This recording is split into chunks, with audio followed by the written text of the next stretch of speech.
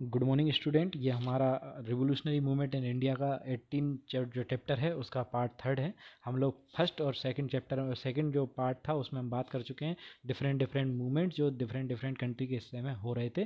ठीक है, अब हम बात करेंगे जो रिवोल्यूशनरी मूवमेंट थी सेकेंड फेज़ की, वो किस तरीके से थे। ठीक है, money was must to run revolutionary movement. Money तो चाहिए थी, पैसे तो चाहिए थे, तभी तो मूवमेंट आगे बढ़ पाएगा। तो इसलिए उन्होंने क्या किया, काकोरी रेलवे स्टेशन पर 9 अगस्त 1925 को सहारनपुर और लखनऊ लाइन के बीच में a number of revolutionary were arrested after this incident. उन्होंने क्या किया, काकोरी कांड जिसको बोलते हैं, काकोरी केस जिसको बोलते हैं, सहारनपुर लखनऊ के बीच में उन्होंने रेल को रोका और वहाँ से उसमें जो गवर्नमेंट का जो पैसा था वो लूट लिया। ठीक है, तो इसको काकोरी कॉन्स्पिरेसी केस बोलते हैं। 4 ऑफ राम प्रसाद बिस्मिल, अशफाकुल्ला खान, रोशन सिंह एंड राजेंद्र लहरी, इनको सेंटेंस ऑफ डेथ हुआ और 17 वर सेंटेंस टू इम्प्रिसमेंट। ठीक है, in December 1928 popular leader Punjab Lala Lajpat Rai due to उनकी डाई हो गए ड्यू टू लाठी चार्ज। तो ये भी एक बड़ा इम्पैक्ट था जो इंडियन को लगा कि अब ये तो बहुत बड़ी लॉस हुआ। ठीक है, British government Lahore revolutionary thought that right of avenge revenge the death of their great leader. तो ये रिवेंज है बेटा। ठीक है, तो ये उनकी जो ग्रेट लीडर हैं उनका जो डेथ का रिवेंज लिया जाएगा। ठीक है, 1928 the police officer Saunders were assassinated, उनको सैंडर्स को मार दिया गया। In 1929 revolutionary throw the 2 bombs in legislative council, legislative में उन्होंने दो बम छोड़े और ये कलकत्ता में थी। ठीक है ना, this was done in protest against new repressive law. ठीक है, जो नए लॉज बनाए गए थे उनके खिलाफ। ठीक है, अब हम बात करेंगे despite white protest all over the country, Bhagat Singh and Rajguru Sukhdev were executed on 23 मार्च 1931। तो जो वो लेगिस्लेटिव पे जो दो बम फेंके गए थे वो किसने फेंके थे, भगत सिंह सुखदेव राजगुरु ने। और उनको उनको केस में उनको सज़ा सुनाई गई कि उनको हैंग कर दिया जाएगा, सेंटेंस टू डेथ दिया गया। और पूरे कंट्री में उनके लिए बचाने के लिए मूवमेंट चले, लेकिन उनको सुना नहीं गया और उनको हैंग कर दिया गया। कब, 23 मार्च को। ठीक है, कलकत्ता चंद्रशेखर आज़ाद, यहाँ पे एक चंद्रशेखर आज़ाद और सॉरी एक लाइन और रह गई यहाँ पे, the death of one revolutionary Jatin Das on the 64 days of hunger strike शोक द कंट्री। मतलब एक और जतिन दास थे जो हंगर पे थे, उनकी भी डेथ हो गई, जिसके कारण कंट्री में बहुत शौक आया। एक ये केस और एक ये केस, लोग बहुत ज़्यादा गुस्से में थे अब। ठीक है, Chandrashekhar Azad was born in Bhavra village, Alirajpur district in Madhya Pradesh. He aimed non cooperative movement at कितना बेटा आपका जो नॉन कोऑपरेटिव मूवमेंट था गांधी जी का, उन्होंने 14 ईयर की एज में ज्वाइन कर लिया था। उनका जब उनको पकड़ लिया गया तो उनसे पूछा गया आपका नाम क्या है, तो उन्होंने बताया था मेरा नाम आज़ाद है। ठीक है, और इन्होंने बहुत सारे मूवमेंट किए जैसे काकोरी कांड, सैंडर्स किलिंग्स, ये सब में इनका पूरा पूरा योगदान रहा। Finally surrounded by the British police and Alfred park Allahabad, इनको पकड़ना बड़ा कठिन था। ये मध्य प्रदेश के ही थे, भाभरा मध्य प्रदेश में ही है। और इनको किसी ने, इनके साथी ने लोगों को, पुलिस को बता दिया कि ये यहाँ पे छुपे हुए हैं या फिर यहाँ पे हैं। तो फिर पुलिस ने इनको इलाहाबाद पार्क में घेर लिया और ये इन्होंने आखिरी जो उनके पास बंदूक बची थी उनसे खुद से शूट कर लिया। ठीक है, तो ये थी चंद्रशेखर आज़ाद की ब्रेवरी की कहानी। ठीक है, अब हम देखते हैं Bengal Ganesh Ghosh, Ambika Prasad Chakraborty, Nirmal Sen and the Surya Sen play important roles in second phase of revolutionary. Bengal में जो सेकेंड फेज के ये नेता थे। ठीक है, अब इसके बाद देखो आप, about 11 revolutionaries were killed in encounter of English force.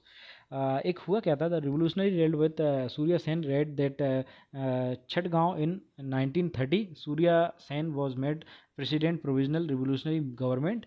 ठीक है, द वुमेन ऑफ रिवोल्यूशनरी कौन कौन थी बेटा, Preeti Lata open the fire at British club, later commit suicide and by consuming the poison. मतलब उन्होंने फिर पहले तो उन्होंने वहाँ पे हमला किया, फायर की, और बाद में खुद ने जहर खा लिया और खुद मर गए। ठीक है ना, इस तरीके के इतने मतलब डीप तरीके के उन्होंने अपने कंट्रीब्यूशन दिया है आज़ादी के लिए लोगों ने। ठीक है, 1931 में district magistrate by shot by the young girl Comilla and Shanti Ghosh and Sunita Chaudhary. ठीक है, तो ये भी एक मूवमेंट्स है।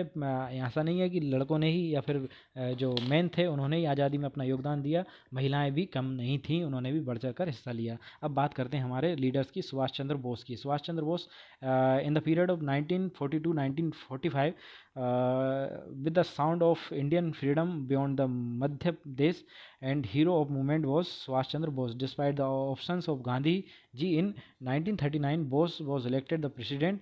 लेटर 1939 में कांग्रेस का चुनाव हुआ प्रेसिडेंट के लिए, इलेक्शन के लिए, उसमें सुभाष चंद्र बोस को चुना गया, लेकिन गांधी जी के साथ शायद उनको गांधी जी की बात लगा कि उनको गांधी जी को मैं पसंद नहीं हूँ उनका ऑप्शन, ठीक है, क्योंकि गांधी जी चाहते थे कि कोई और बने, तो इसलिए उन्होंने बाद में प्रेसिडेंट पद से हट गए वो। लेटर ही left the Congress and Forward Bloc की उन्होंने फिर स्थापना की, फॉरवर्ड ब्लॉक उन्होंने बनाया।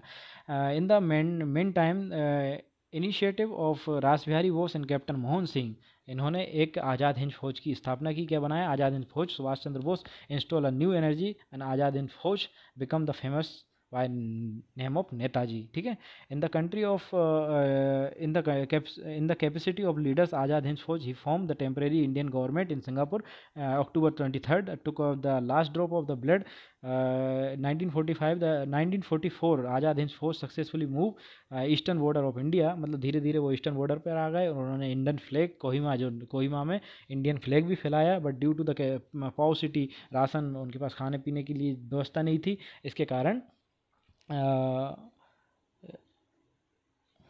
Retreat from there Netaji give the slogan give me the blood I will give you freedom, तुम मुझे खून दो मैं तुम्हें आज़ादी दूंगा, ये सुभाष चंद्र बोस का कहना था। ये भी आपको स्लोगन एमसीक्यू में पूछा जा सकता है। My friend my soldiers your war clearance should be Delhi चलो, I don't know how many of us will survive to witness of freedom but I know finally we will win, मतलब आप दिल्ली चलिए, लड़िए, और मुझे नहीं पता कि हम लोग कितने ज़िंदा रहेंगे आज़ादी को देखने के लिए, लेकिन मुझे ये पता है कि हम आज़ाद जरूर होंगे, ये नेताजी सुभाष चंद्र बोस का कहना था, ठीक है। 1944 the position of Japan world politics become very weak, has the disintegrations of Azad Hind Fauj also began. Subhash Chandra Bose was back on the bay of Bangkok in 1945. इस प्लेन क्रैश, उनका plane crash हो गया और वो मर गए, ठीक है। However his death is an issue of debate, मतलब उनका हमेशा डेथ रहता है कि वो मरे थे भी, उसमें नहीं मरे थे, ठीक है ना। Other leader of Azad Hind Fauj colonel Shahnawaz Khan and captain Premchand Kumar Sahgal and Guru Bakhsh Singh were tried to treason but due to the mounting pressure of public उनको सज़ा नहीं दी गई। ये लोगों को गिरफ्तार किया गया लेकिन पब्लिक का इतना प्रेशर था, उनको सज़ा नहीं दी गई। The revolutionary movement occupy special place in history India whenever public movements weakened and revolutionary activities help in the preparing the favour of atmosphere and continue effort for freedom.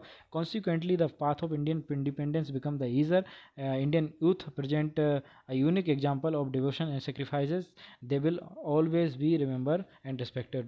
मतलब उस समय जो यूथ था उसने अपनी अलग ही तरीके का डिवोशन, अलग तरीके का सेक्रीफाइसेस, अपनी जान तक की बाजी लगा देना, कितना सेक्रीफाइसेस होता है, ठीक है ना। अपनी जो यूथ में जो लोग हैं ना, जिस समय लोग मज़े करने की सोचते हैं, वो अपने लिए देश के लिए लड़ रहे हैं, देश के लिए मर रहे हैं, ठीक है, तो वो हमेशा हमारे लिए रिस्पेक्टेड रहेंगे, हमेशा हम उनको याद करते रहेंगे। ये था पूरा का पूरा मूवमेंट जो हमने देखा, revolutionary movement chapter 18। I hope आपको समझ में आएगा। Thank you.